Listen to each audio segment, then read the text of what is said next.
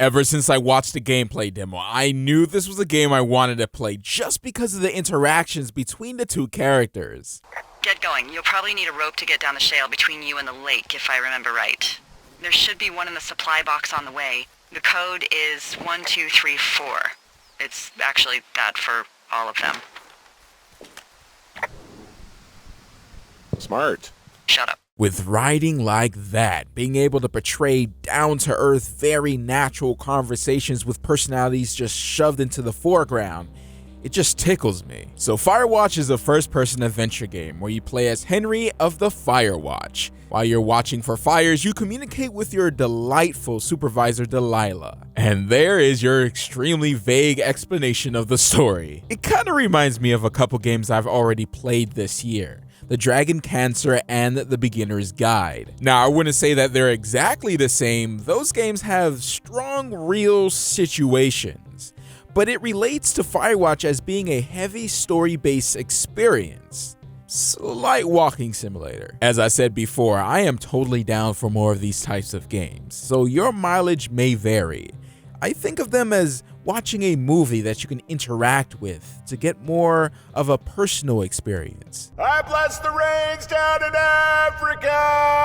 Now, of course, it has to hit the sweet spot for the content. Here in Georgia, a movie ticket costs around 12 smackaroos depending on your neighborhood. Unless you want to just ruin the movie and watch it in real D3D. Yes, I am a hater because I have glasses. And unless they're going to make clip-ons like Dwayne Wade from a different world, I ain't having it. Now, Firewatch is $20 at the time of this video, and my first playthrough took me 4 hours and 2 minutes. Personally, I thought the witty banter between the two main characters held up well, and the story definitely had its great moments of mystery, but everything else seemed to be kind of in the okay realm. Most of the time, the graphics were on point. It looks pretty good.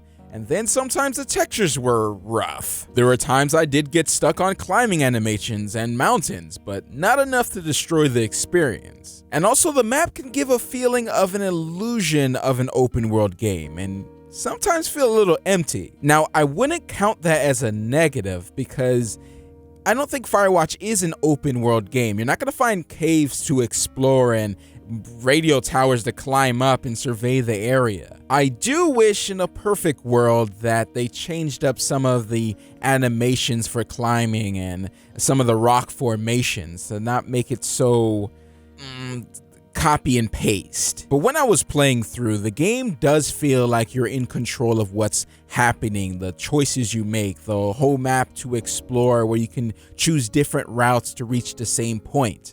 The game has a knack for gently caressing you into the right direction. Plus, if you do explore a little bit more, you might run into some extra dialogue with Delilah, which is always a pleasure. If you want to spice things up, you can always go hardcore and turn off the map helpers in the menu. This will enhance your immersion for watching for forest fires. Not to mention the music. Oh man, it's something I'm listening to as I edit this very video. I think the most enjoyment I got out of this game was how easy it was to care about these characters. I found myself not knowing what was the right thing to say during these choices, and it doesn't help that it's timed. After my first playthrough though, it made me feel like the choices I made throughout the game didn't really matter at the end. Even with the little things like, is there a point to cleaning up all the beer cans you find? During a second playthrough, I noticed the conversation would steer in different ways because of the different choices I was making. It feels like this is the type of game that people will have different interpretations about.